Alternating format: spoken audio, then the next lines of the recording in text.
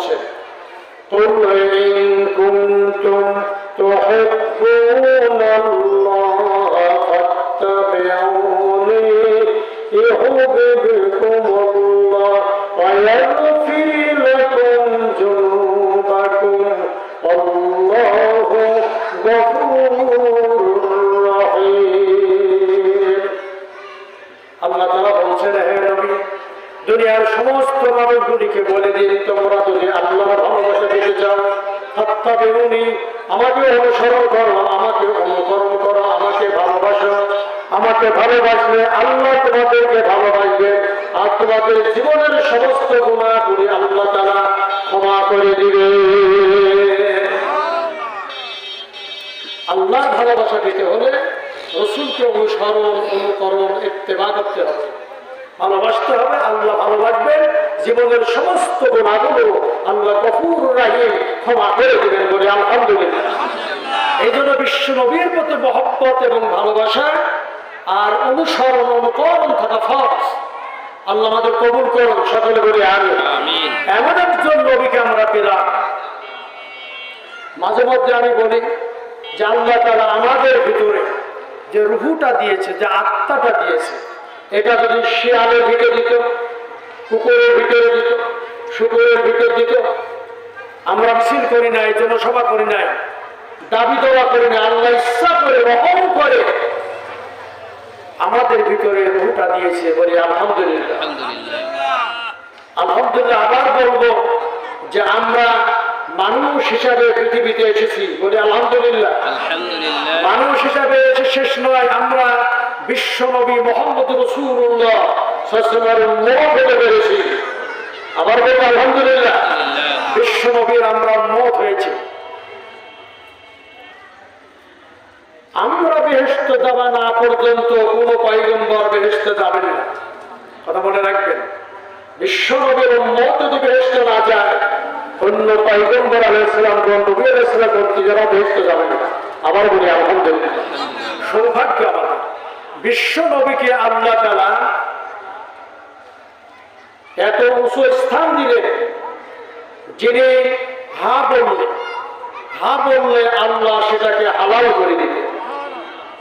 তিনি না বললে আল্লাহ পাক সে বিষয়টাকে হারাম করে দিতেন, বলে আলহামদুলিল্লাহ। তিনি ইশারা করলে আকাশের চাঁদ দ্বিখণ্ড হয়ে গেল। তিনি কদম বাড়ালেন, আরশ আযমে পৌঁছে গেলেন, ধরে বলে আলহামদুলিল্লাহ। বিশ্ব নবীর শান আর মান অনেক বড়, আমি আপনাদের কাছে নিয়ে আসবো ইনশাআল্লাহ। হুজুর সাল্লাল্লাহু আলাইহি ওয়াসাল্লাম মসজিদের ভিতরে বসে আছেন, সাহাবায়ে কেরামদের ঈশার নামাজের বাদে হঠাৎ করে একজন সাহাবী দাঁড়িয়ে হুজুর সাল্লাল্লাহু আলাইহি ওয়াসাল্লাম জিজ্ঞাসা করলেন, তোমার দাঁড়ানোর কারণ কি? তিনি বললেন, ইয়া রাসূলুল্লাহ, ইয়া হাবিবাল্লাহ, আমি দুদিন না খেয়ে আছি, খাবার ব্যবস্থা আমার নাই। আমি আপনার দরবারে এসেছি যে আপনি একটু খাবার ব্যবস্থা আমাকে করে দিতেন। হুজুর সাল্লাল্লাহু আলাইহি ওয়াসাল্লামের বাড়িতে খাবার থাকলে তিনি নিয়ে যেতেন, যদি বাড়িতে খাবার না থাকে তাহলে তিনি বলতেন, সাহাবায়ে কেরাম, তোমরা কি কেউ মুসাফির, কেউ মেহমান গ্রহণ করবে? এটা তিনি বলতেন। আল্লাহ রাসূল এদিনকে বললেন, সাহাবায়ে কেরাম, তোমরা কি কোনো মুসাফির গ্রহণ করবে, মেহমান দিবা? একজন সাহাবী বললেন, হুজুর আমি। একজন বললেন যে হুজুর আমি। তিনি বুঝতে পারলেন যে আল্লাহ রাসূলের ঘরে আছে খাবার নেই, তিনি তাকে নিলেন। বাড়িতে যাওয়ার বাদে উনি একটা কামরায় বসতে দিলেন, একটা রুমের ভিতরে বসতে দিয়ে বিবিকে বললেন, প্রাণের বিবি, আমি একজন মুসাফির নিয়ে আসছি, মেহমান নিয়ে আসছি, খাবার ব্যবস্থা করো। তিনিও তো সাহাবী, মহিলা হলে তিনিও তো সাহাবী। তিনি বললেন যে আপনি মেহমান নিয়ে আসলেন, খাবার তো নাই, মাত্র 2টা রুটি আছে, 2জন ছেলে খাবে। যেজন ছেলে আছে তারা শুয়ে আছে, ঘুমিয়ে আছে, ঘুম থেকে জাগলেই খাবার চাবে, খাবার দিতে হবে, সেই 2খানা রুটি। তাহলে মুসাফিরকে কেমন করে দেবে? আমরা তো ভাবতেছিলাম আজকে আমরা দুজন না খেয়ে থাকবো। তখন সাহাবী বললেন, আল্লাহ রাসূল পাঠাইছেন, বলে আলহামদুলিল্লাহ। কে পাঠাইছেন?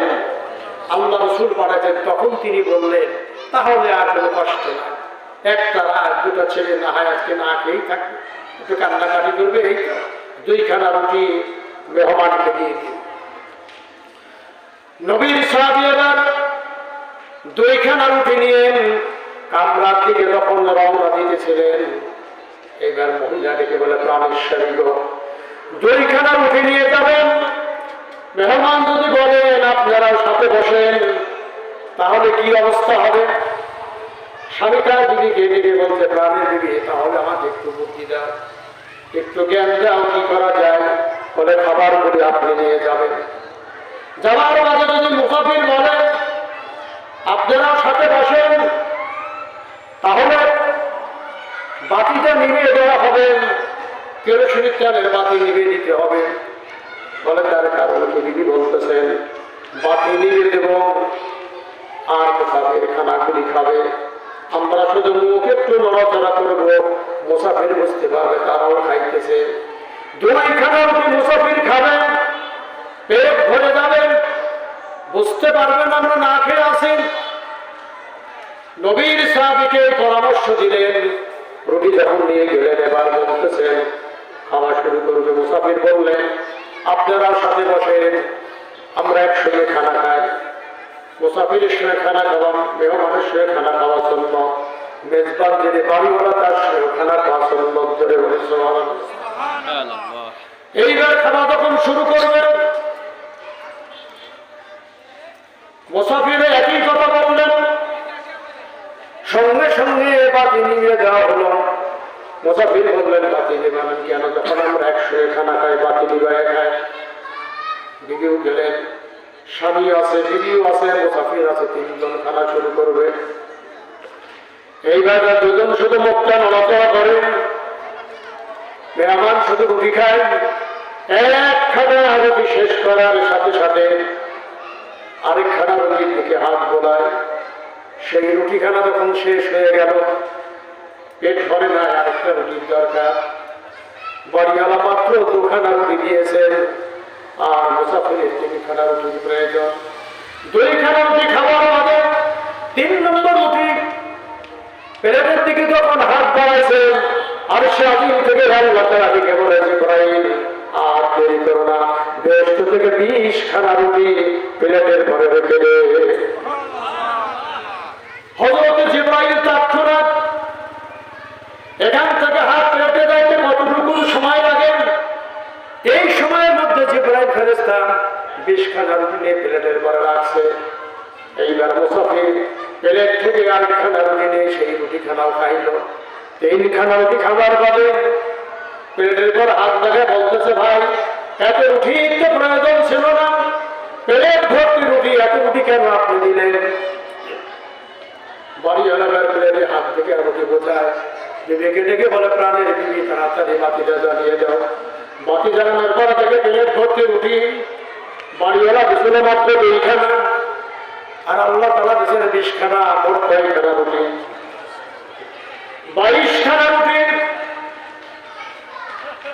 3 খানা মুসাফির গ্রহণ করেছে, 19 খানা রুটি পেটের পরে আছে। এবার বিবিকে ডেকে বলে প্রাণের বিবিকে রুটিগুলি নিয়ে যাও, সন্তানদের কাছে নিয়ে যাও, তাদেরকে রুটিগুলি দিয়ে যাও। এবার পাশের কামরায় চলে গেল।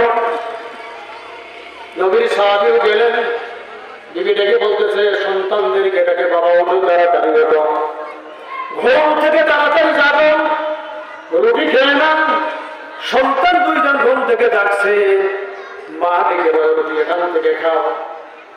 2টা ছেলে 2টা রুটির থেকে টুকরো করেছে, মুখে লাগাই 1 টুকরা রুটি খায়, গাড়া দিয়ে চোখের পানি ফেলে কাঁদতেছে। মা ডেকে বলে বাবা রুটি খাও। সন্তান 2 জন কাঁদতে আর বলে মা বলো গো মা, এই রুটি তুমি কোথায় পাইছো মা, তুমি বলো। বাবাও বসে বসে আছে, মাকে ডেকে বলছো মা রুটি তুমি কোথায় পাইলে?